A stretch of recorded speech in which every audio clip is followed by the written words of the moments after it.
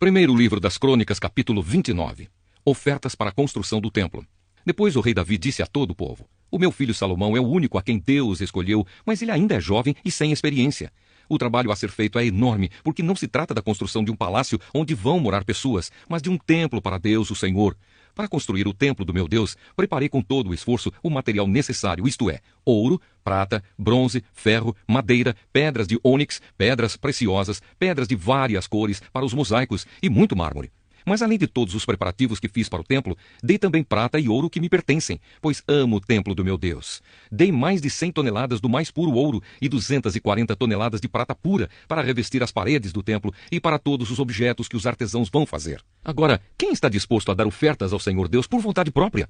Então os chefes dos grupos de famílias, as autoridades das tribos, os oficiais do exército e os administradores das propriedades do rei deram de livre vontade para a obra do templo o seguinte: mais de 170 toneladas de ouro, 10.000 barras de ouro, 340 toneladas de prata, 615 toneladas de bronze e 3.420 toneladas de ferro. Aqueles que tinham pedras preciosas deram essas pedras para o tesouro do templo, que era administrado por Jeiel, do grupo de famílias levitas de Gerson. O povo deu de boa vontade ofertas a Deus, o Senhor, e eles ficaram alegres, porque havia sido dado tanto.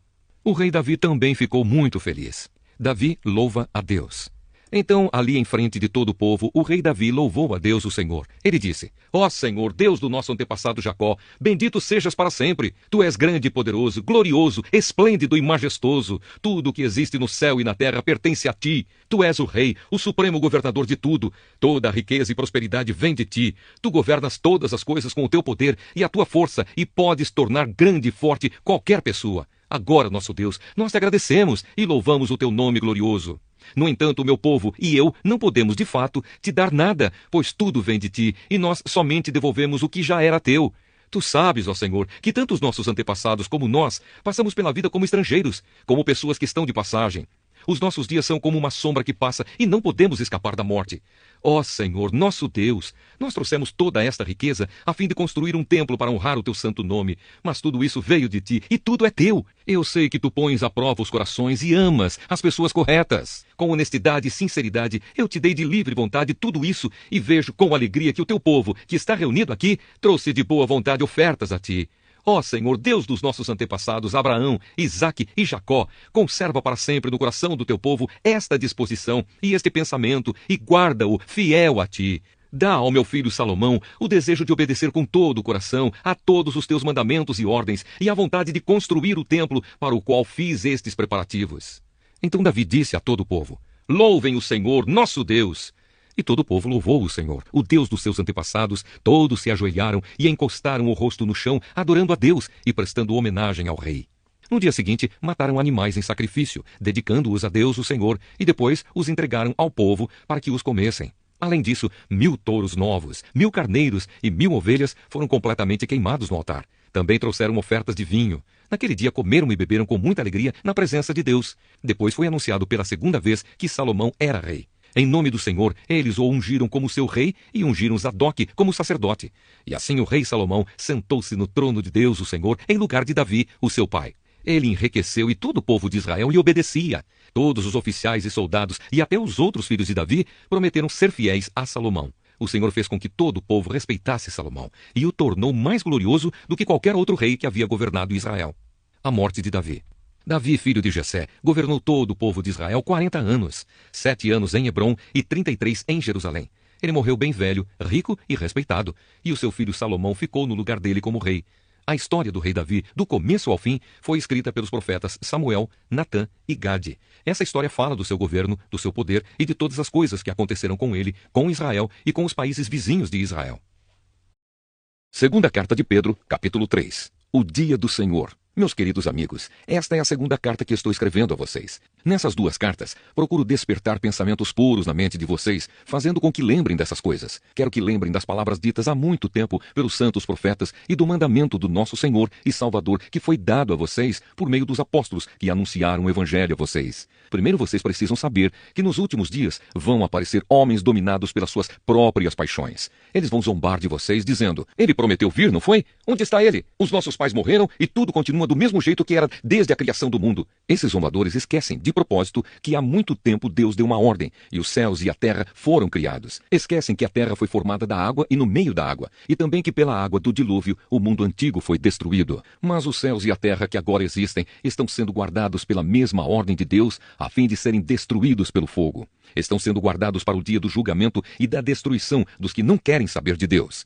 Meus queridos amigos, não esqueçam isto. Para o Senhor um dia é como 1000 anos, e 1000 anos como um dia. O Senhor não demora a fazer o que prometeu, como alguns pensam. Pelo contrário, Ele tem paciência com vocês porque não quer que ninguém seja destruído, mas deseja que todos se arrependam dos seus pecados. Porém, o dia do Senhor chegará como um ladrão. Naquele dia, os céus vão desaparecer com um barulho espantoso e tudo o que há no universo será queimado. A terra e tudo o que existe nela vão sumir, esperando a vinda do dia de Deus. Sabendo que tudo isso vai ser destruído assim, então que tipo de gente vocês precisam ser? A vida de vocês deve ser agradável a Deus e dedicada a Ele. Esperem a vinda do dia de Deus e façam o possível para que venha logo. Naquele dia, os céus serão destruídos com fogo e tudo o que há no universo ficará derretido. Porém, Deus prometeu, e nós estamos esperando um novo céu e uma nova terra, onde tudo será feito de acordo com a vontade dEle. Por isso, meus amigos, enquanto vocês esperam aquele dia, façam o possível para estar em paz com Deus, sem mancha e sem culpa diante dEle. Lembrem que a paciência do nosso Senhor é uma oportunidade para vocês serem salvos. Pois o nosso querido irmão Paulo, com a sabedoria que Deus lhe deu, escreveu a vocês sobre esse assunto. E foi isso mesmo que ele disse em todas as suas cartas quando escreveu a respeito disso. Nas cartas dele há algumas coisas difíceis de entender, que os ignorantes e os fracos na fé explicam de maneira errada, como fazem também com outras partes das Escrituras Sagradas. E assim, eles causam a sua própria destruição. Mas vocês, meus amigos, já sabem disso. Portanto, tomem cuidado para não serem levados pelos erros de pessoas imorais e para não caírem da sua posição segura. Porém, continuem a crescer na graça e no conhecimento do nosso Senhor e Salvador Jesus Cristo. Glória a Ele, agora e para sempre. Amém.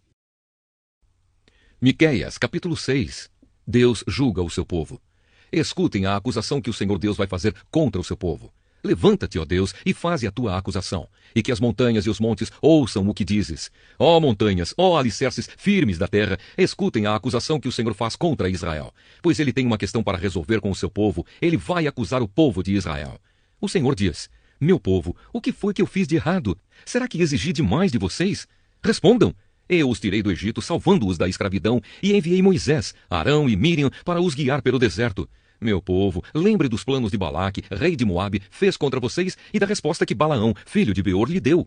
Lembrem de tudo o que aconteceu desde que saíram do acampamento do Vale das Acácias até que chegaram à cidade de Gilgal. Não se esqueçam nunca as vitórias que eu, o Senhor, consegui. O que Deus exige. O que é que eu levarei quando for adorar o Senhor?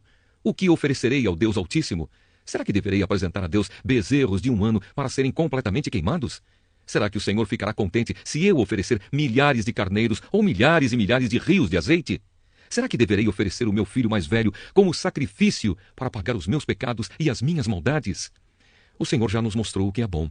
Ele já disse o que exige de nós. O que Ele quer é que façamos o que é direito, que amemos uns aos outros com dedicação e que vivamos em humilde obediência ao nosso Deus. O Senhor está falando com a cidade de Jerusalém e os que são sábios ouvem com respeito o que Deus está dizendo. Ele diz: tribo de Judá e moradores de Jerusalém, escutem. Nas casas dos maus, há riquezas que eles ajuntaram desonestamente. Eles usam medidas falsas que eu detesto. Como posso perdoar pessoas que usam balanças falsas e pesos falsos? Em Jerusalém, as pessoas ricas exploram os outros e todos os seus moradores são mentirosos e trapaceiros. Por isso já comecei a castigar vocês e por causa dos seus pecados vou acabar com vocês. Vocês não terão comida suficiente e estarão sempre passando fome. Procurarão ajuntar riquezas, mas não poderão guardar nada. E se guardarem alguma coisa, farei com que seja destruída na guerra. Plantarão, mas não comerão nada. Esmagarão as azeitonas, mas não chegarão a usar o azeite. Pisarão as uvas, mas não beberão o vinho. Tudo isso vai acontecer porque vocês imitaram os maus costumes e as maldades do rei Onri e do seu filho, o rei Acabe, e seguiram os conselhos deles. Por isso, vou destruir Jerusalém e todo mundo vai zombar dos moradores da cidade. Vocês serão insultados por todos os povos. O Evangelho de Lucas, capítulo 15. A ovelha perdida. Certa ocasião, muitos cobradores de impostos e outras pessoas de má fama chegaram perto de Jesus para o ouvir. Os fariseus e os mestres da lei criticavam Jesus, dizendo: este homem se mistura com gente de má fama e toma refeições com eles. Então Jesus contou esta parábola. Se algum de vocês tem 100 ovelhas e perde uma, por acaso não vai procurá-la? Assim deixa no campo as outras 99 e vai procurar a ovelha perdida até achá-la. Quando a encontra, fica muito contente e volta com ela nos ombros. Chegando à sua casa, chama os amigos e vizinhos e diz: Alegrem-se comigo porque achei a minha ovelha perdida. Pois eu lhes digo que assim também vai haver mais alegria no céu por um pecador que se arrepende dos seus pecados do que por 99 pessoas boas que não precisam se arrepender. A moeda perdida. Jesus continuou: Se uma mulher que tem 10 moedas de prata perder uma, vai procurá-la, não é? Ela acende uma lamparina, varre a casa e procura com muito cuidado até achá-la. E quando a encontra, convida as amigas e vizinhas e diz: Alegrem-se comigo, porque achei a minha moeda perdida. Pois eu digo a vocês que assim também os anjos de Deus se alegrarão por causa de um pecador que se arrepende dos seus pecados. A parábola do filho perdido. E Jesus disse ainda: Um homem tinha 2 filhos. Certo dia o mais moço disse ao pai: Pai, quero que o senhor me dê agora a minha parte da herança. E o pai repartiu os bens entre os 2. Poucos dias depois, o filho mais moço ajuntou tudo o que era seu e partiu para um país que ficava muito longe. Ali viveu uma vida cheia de pecado e desperdiçou tudo o que tinha. O rapaz já havia gastado tudo quando houve uma grande fome naquele país, e ele começou a passar necessidade. Então procurou um dos moradores daquela terra e pediu ajuda. Este o mandou para a sua fazenda a fim de tratar dos porcos. Ali, com fome, ele tinha vontade de comer o que os porcos comiam, mas ninguém lhe dava nada. Caindo em si, ele pensou: quantos trabalhadores do meu pai têm comida de sobra e eu estou aqui morrendo de fome? Vou voltar para a casa do meu pai e dizer: Pai, pequei contra Deus e contra o Senhor e não mereço mais ser chamado de seu filho. Me aceite como um dos seus trabalhadores. Então saiu dali e voltou para a casa do pai. Quando o rapaz ainda estava longe de casa, o pai o avistou e, com muita pena do filho, correu e o abraçou e beijou. E o filho disse: Pai, pequei contra Deus e contra o Senhor e não mereço mais ser chamado de seu filho. Mas o pai ordenou aos empregados: Depressa, tragam a melhor roupa e vistam nele. Ponham um anel no dedo dele e sandálias nos seus pés. Também tragam e matem o bezerro gordo. Vamos começar a festejar, porque este meu filho estava morto e viveu de novo. Estava perdido e foi achado. E começaram a festa. Enquanto isso, o filho mais velho estava no campo. Quando ele voltou e chegou perto da casa, ouviu a música e o barulho da dança. Então chamou um empregado e perguntou: O que é que está acontecendo? O empregado respondeu: O seu irmão voltou para casa vivo e com saúde. Por isso seu pai mandou matar o bezerro gordo. O filho mais velho ficou zangado e não quis entrar. Então o pai veio para fora e insistiu com ele para que entrasse. Mas ele respondeu: Faz tantos anos que trabalho como um escravo para o Senhor e nunca desobedeci a uma ordem sua. Mesmo assim o Senhor nunca me deu nem ao menos um cabrito para eu fazer uma festa com os meus amigos. Porém esse seu filho desperdiçou tudo o que era do Senhor, gastando dinheiro com prostitutas. E agora ele volta e o Senhor manda matar o bezerro gordo. Então o pai respondeu: Meu filho, você está sempre comigo e tudo que é meu é seu. Mas era preciso fazer esta festa para mostrar a nossa alegria, pois este seu irmão estava morto e viveu de novo. Estava perdido e foi achado.